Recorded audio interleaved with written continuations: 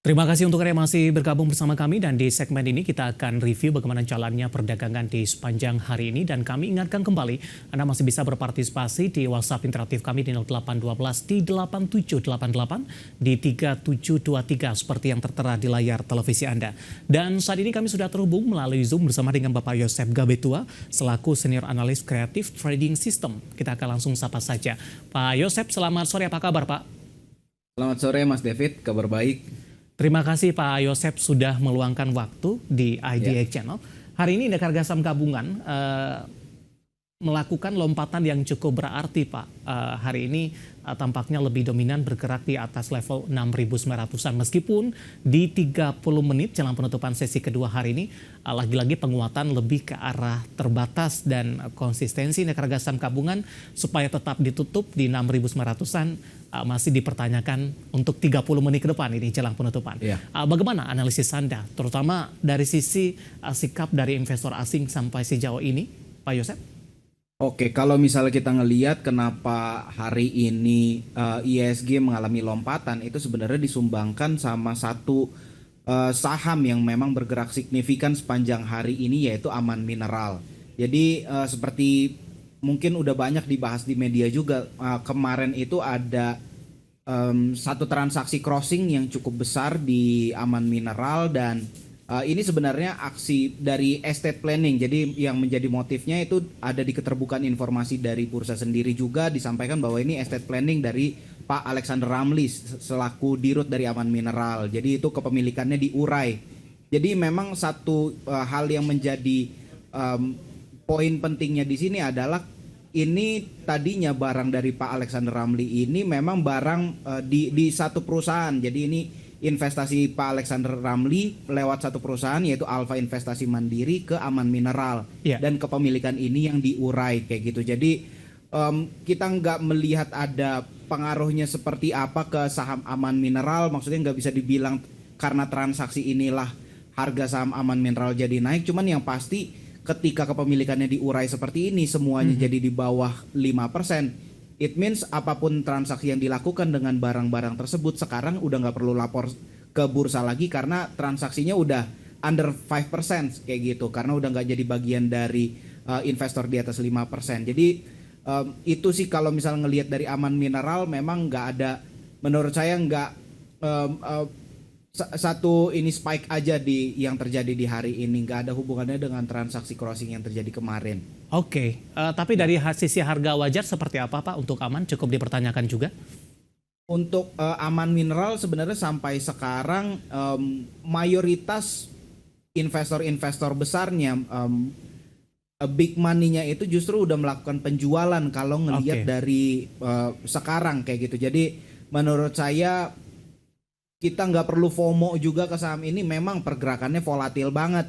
Cuman kalau misalnya kita ngelihat di beberapa hari terakhir, walaupun investor asingnya terlihat masih inflow nih sedikit demi sedikit, tapi distribusi atau misalnya aksi profit taking yang terlihat dari pola di broker summary-nya itu sedikit banyak mulai terlihat.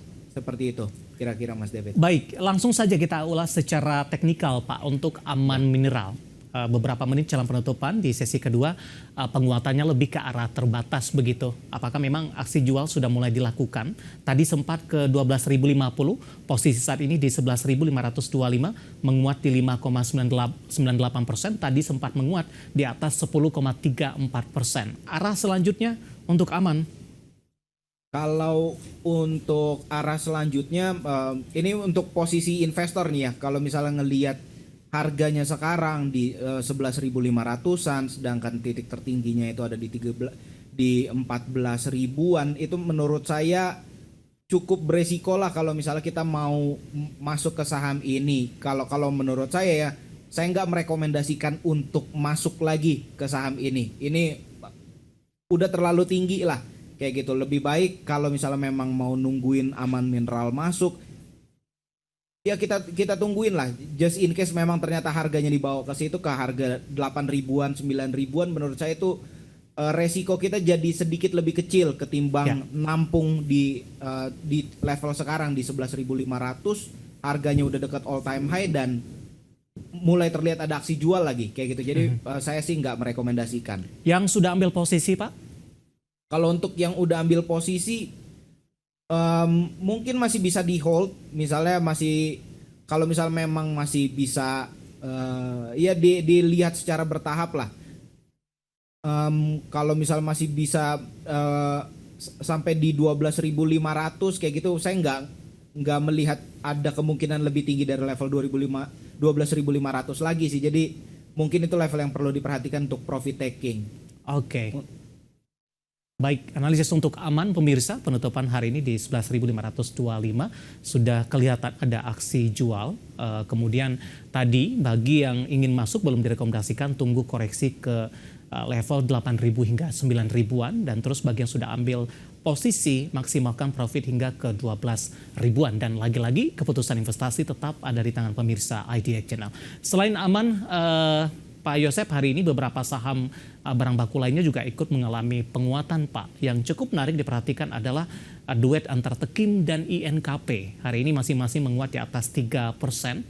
Beberapa waktu lalu sudah mengumumkan ini posisi mereka akan membagikan dividen. Seperti apa analisis dan rekomendasinya? Kita mau ke INKP terlebih dahulu, Pak Yosep. Untuk INKP sih sebenarnya ini memang dalam beberapa bulan terakhir sejak April ya, sejak kuartal kedua lah, sejak kuartal kedua memang yang terlihat itu ada aksi akumulasi yang cukup besar. Memang harga sahamnya masih cenderung sideways nih, kayak gitu, masih ada di range 9.800 sampai 9.000 sampai 8.000, jadi masih ada di range segitu-segitu aja. Tapi yang menarik dari saham INKP ini memang ada aksi akumulasi. That's why menurut saya ini satu posisi yang cukup menarik. Harga sahamnya hari ini naik signifikan, tapi kalau misal kita ngelihat sejak Mei aja, ini sebenarnya harga sahamnya INKP itu masih relatif rendah kayak gitu. Jadi menurut saya ini peluang yang bagus sebenarnya untuk INKP dan Tekim. Untuk INKP dulu deh, ini untuk INKP dulu yang saya lihat sekarang ini masih INKP. Ini peluang yang menarik, harga sahamnya masih relatif rendah dan memang akumulasinya udah berlangsung sekitar 2-3 bulan kayak gitu. Jadi ada sejumlah uang besar yang masuk ke saham ini. Menurut saya ini peluang yang menarik untuk INKP. Rekomendasinya, Pak, support dan resisten mungkin? Untuk supportnya itu di 8.400, itu support di terdekatnya 8.400 dengan target profitnya itu sampai ke 9.900. Oke. Itu menurut saya bisa tercapai ngelihat akumulasinya sebesar ini. Level tertinggi secara year to date ya, Pak, di 9.900 ini. Betul. Level tertinggi year to date. Baik. Langsung saja kita ke Tekim. Oke, untuk Tekim sendiri ini sebenarnya harga sahamnya udah relatif terapresiasi ya. Kalau ngelihat dari Februari ini harga sahamnya udah naik cukup tinggi. Untuk yang baru mau masuk, untuk yang nyari posisi, menurut saya tunggu koreksi aja. Ini mungkin kalau ngelihat dari akumulasinya sama-sama besar. Ini mirip sama INKP posisinya karena memang dari dulu juga seperti itu, dan ini kalau nggak salah di satu grup konglomerasi yang sama ya, Tekim dan INKP. Ini kalau ngelihat dari akumulasinya cukup bagus, cuman memang harga Tekim ini sudah lebih terapresiasi. Iya. Kalau dikasih dua pilihan ini, menurut saya pilihan lebih menarik ada di INKP, bukan karena apa-apa, tapi karena memang sama-sama diakumulasi, tapi harganya INKP belum terapresiasi ketimbang Tekim. Jadi menurut saya sih INKP lebih menarik. Analisis saham-saham lain dari barang baku yang hari ini menjadi penopang indeks harga saham gabungan antara Tekim dan INKP. Dan tadi INKP lebih direkomendasikan dengan beberapa indikator secara teknikal. Dan lagi-lagi keputusan investasi tetap ada di tangan pemirsa IDX Channel. Di luar dari barang baku, Pak, saham-saham yang hari ini menjadi pemberat, lagi-lagi kita akan coba bahas dari perbankan big cap ini. Pak Yosep tadi juga sampaikan informasinya, restrukturisasi Presiden Jokowi usulkan juga diperpanjang.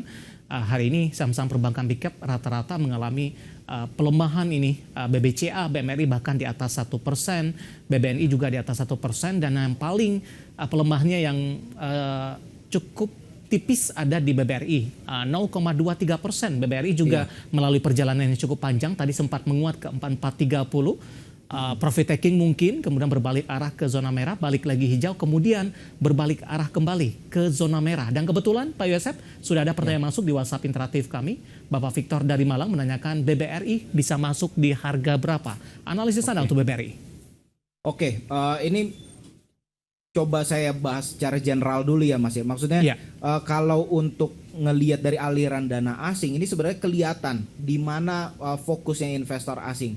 Dari awal pekan aja, saham yang paling banyak diborong asing itu ada di sektor perbankan, yaitu BCA. Dan yang keduanya ada BRI Syariah. Tapi yang paling banyak dibuang sama investor asing, outflow investor asing terbesar itu ada di BRI, Mandiri, dan BNI. Jadi memang sepertinya ya ini kita exclude BRI, kita exclude dulu Bank Syariah Indonesia ya. Kayak gitu. Jadi sepertinya memang kekhawatiran dari investor asing itu lebih terfokus kepada perbankan big caps yang BUMN.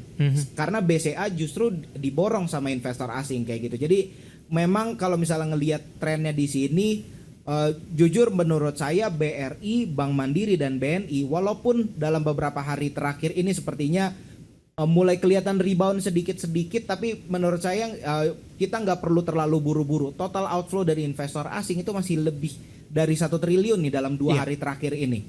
Kayak gitu. Jadi bukannya nakut-nakutin, cuma menurut saya ini perlu kita perhatikan dulu, nggak perlu buru-buru masuk karena aksi jualnya investor asing ini masih cukup besar, masih cukup deras. Just in case ternyata demand yang masuk ke market itu tidak sebesar itu dan akhirnya ke depan malah membuat harga saham harga saham-saham di ISG malah rontok lagi. Jadi menurut saya nggak perlu buru-buru. Kita ke BBRI langsung Pak, support dan resistennya.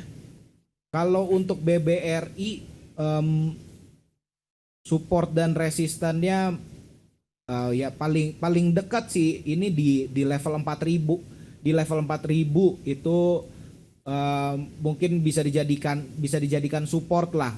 Ini level psikologis. 4.000 juga, dan resistannya saya masih sulit untuk melihat BRI bisa naik dari level sekarang. Cuman kalau misalnya ada yang mau cicil-cicil di 4.800 itu mungkin jadi target profit lah ngelihat kondisinya sekarang.